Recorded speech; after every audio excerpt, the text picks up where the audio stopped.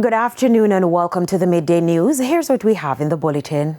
Stakeholders weigh in on deadly crash in Trelawney. Stricter immigration measures see noticeable surge in number of Jamaicans rushing to secure legal status in the U.S. And later in sports, West Indies lose second test against Australia. Thank you for joining us. I'm Carrie Simpson. Here are the details. Up first this afternoon, renewed calls for motorists to slow down following yesterday's deadly crash in Trelawney. Stakeholders addressed the issue on the morning agenda on Power 106. Antonia Atkinson has the details.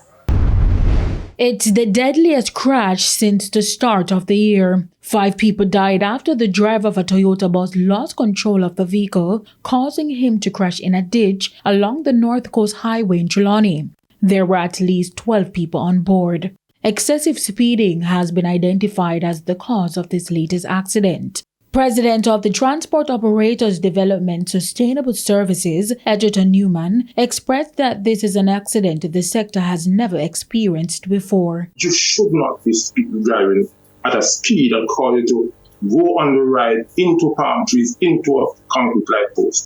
For his part, Vice Chair of the National Road Safety Council, Dr. Lucian Jones, says stricter sanctions are needed for reckless driving. How do you get people who are intent on speeding to slow down? And the most effective way is sanctions. And we are saying, in the same way that we have placed a focus on murder, and murder dropped by 40%, we need to find a way to deal with the madness which is happening on the road. A total of 194 people have died in 170 fatal crashes in Jamaica since January 1 this year, according to the latest police data. Head of Peace Step ACP Gary McKenzie is urging officers to avoid using discretion in traffic enforcement. We have to rule out discretion whenever anyone is caught speeding, especially on our highways. Trelawney has had 15 persons dying on the highway in since the start of the year, and we had 5.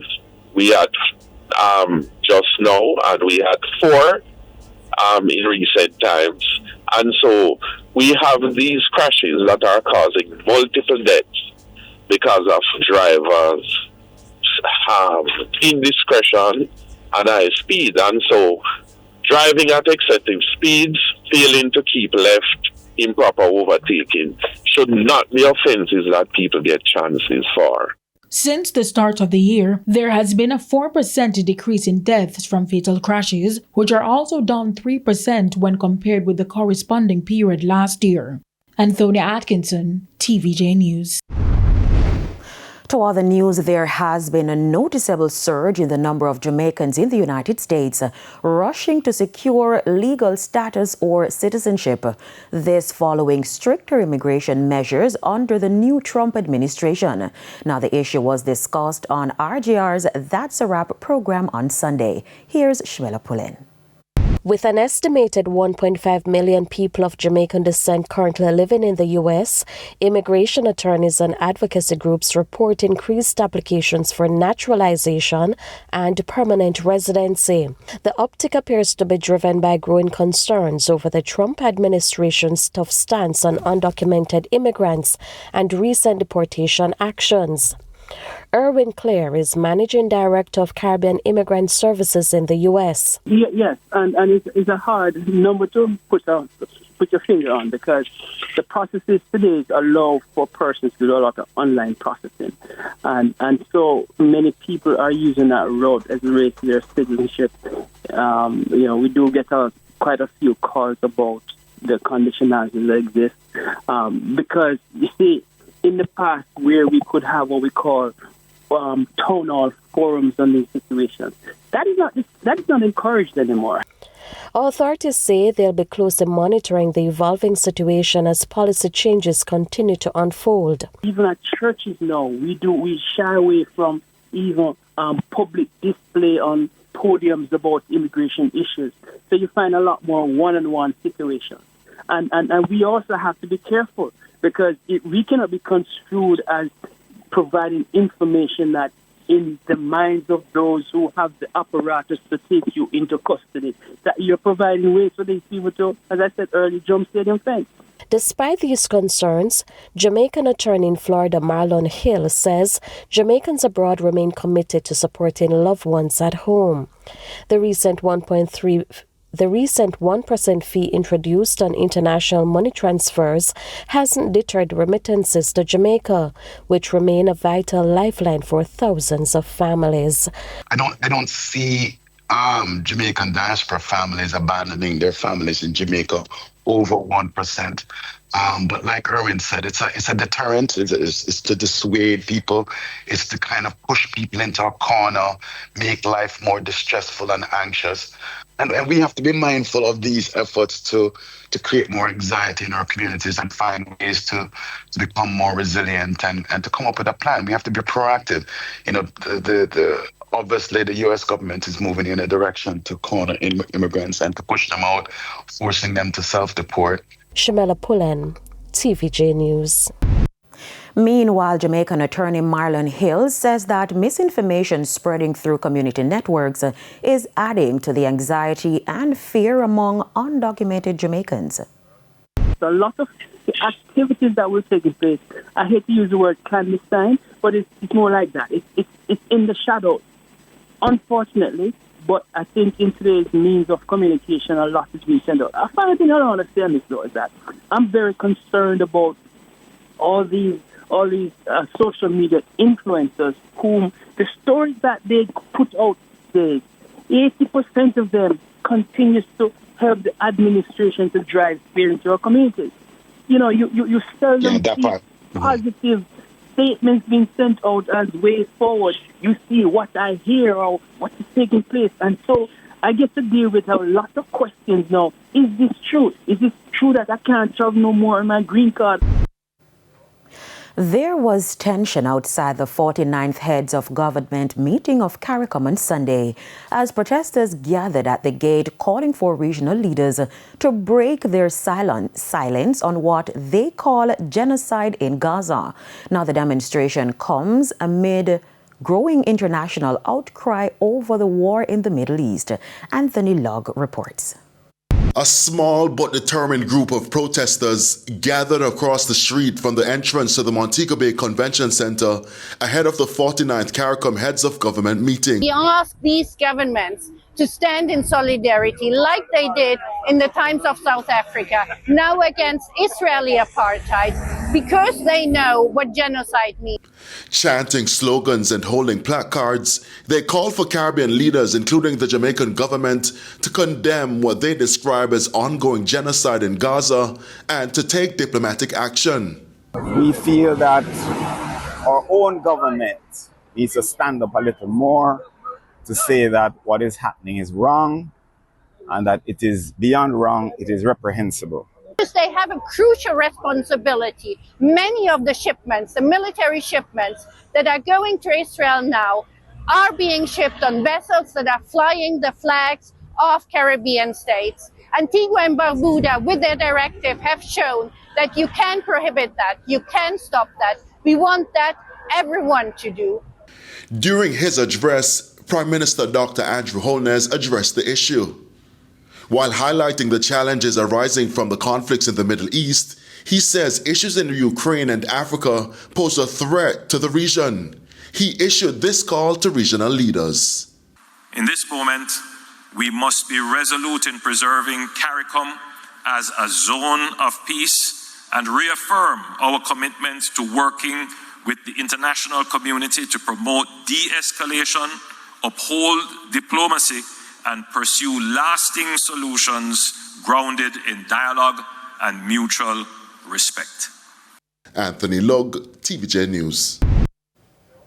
And as regional leaders meet on day 2 of the 49th meeting of the Heads of Government of CARICOM, security and climate change are 2 issues on the table. Our reporter Anthony Logg is in Montego Bay covering the meeting. Thank you. Now, private meetings are in full swing as regional leaders huddle behind closed door on day 2 of the 49th meeting of the Heads of Government of CARICOM. Today's agenda include high-level meetings on security cooperation, climate resilience, and trade, issues critical to the region's shared prosperity. Now, while the media is kept at bay for much of today's proceedings, it's expected that the regional leaders will issue a joint communique sometime throughout this week as they move to wrap up and outline what it is that the leaders will be doing in the next few months and shaping the direction. Now, meanwhile, diplomatic and technocrats are continuing behind the scenes, shaping the proposals that could set the tone for deeper regional integration. Now, we will be here monitoring the developments, and we will be speaking with some of the regional leaders on a number of issues and will provide details in subsequent newscasts. It's back to you in studio. Thank you, Anthony. Prime Minister Dr. Andrew Holness has credited Jamaica's sound economic management as a driving force behind the government's unprecedented investment in water infrastructure through the $67.5 billion Western Water Resilience Project. Details in this report. Speaking Friday at the official launch of the project in Trelawney, Prime Minister Holness emphasized that good governance matters, particularly when delivering essential services like water. The Prime Minister underscored that strategic governance and responsible fiscal policy are delivering real improvements in the lives of Jamaicans. Government matters, and who governs your country matters. And the platform on which I stand on is a platform that is of the greatest integrity. The greatest integrity is someone who says, this is what we commit to, and does it. Prime Minister Holness did not stop there. Where are we getting $67.5 billion to spend on this project? Where are we getting $45 billion to spend on Spark? Where are we getting the money to give you $1 billion in the Solidarity program? It came from the dividends from the good management of your economy. Dr. Holness explained that although Jamaica is rich in water resources, poor planning and weak infrastructure historically left many communities dry.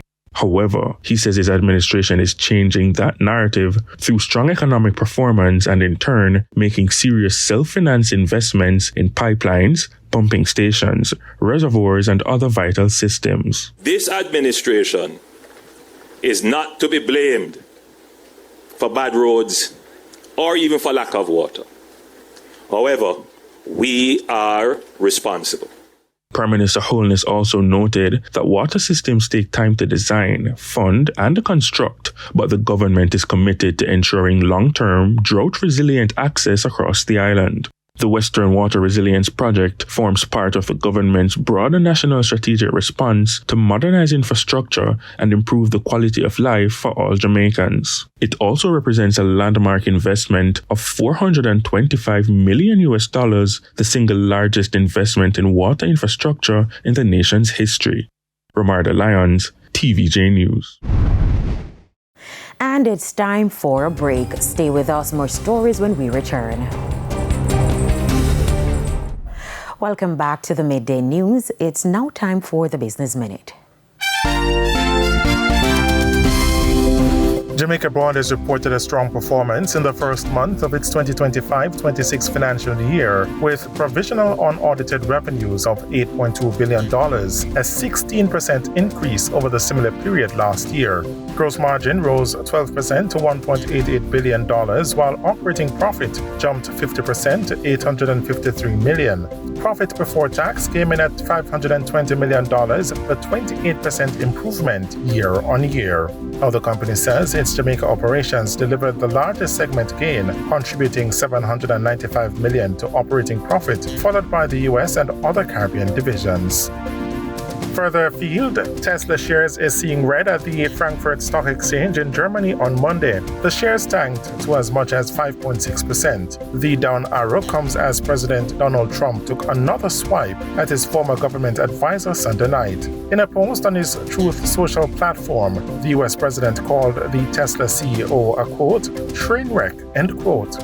An investor strategist says the tit-for-tat has investors worried. The feud between the two started after the Tesla CEO criticized Trump's so-called Big Beautiful Bill, which the president signed into law last week. For the Business Minute, I'm Shane Masters. Thanks, O'Shane. Time now for the top regional and international stories. CARICOM leaders continue to express concerns about the deteriorating political, economic, and security situation in Haiti, which also belongs to the 15-member regional integration grouping. Haiti has been plunged into chaos ever since its president was assassinated at his private residence overlooking the capital on July 7, 2021. Prime Minister of Barbados, Mia Mottley, told the opening ceremony that over the course of the last 6 months, one of the region's major concerns was the stability of Haiti. On the international scene, at least 81 people are dead and dozens missing from Friday's flash floods in Texas, even as more rain looms. Families sifted through waterlogged debris yesterday and stepped inside empty cabins at Camp Mystic, an all-girls summer camp ripped apart by flash floods that washed homes off their foundation in central Texas. Rescuers maneuvering through challenging terrain and the continuation of the desperate search for the missing, including 10 girls and a counselor from the camp. Colonel Freeman Martin of the Texas Department of Public Safety says the death toll is certain to rise over the next few days. And those were the top regional and international stories. I'm Ramarda Lyons. And we head to another break. When we come back, we'll have your midday sports report.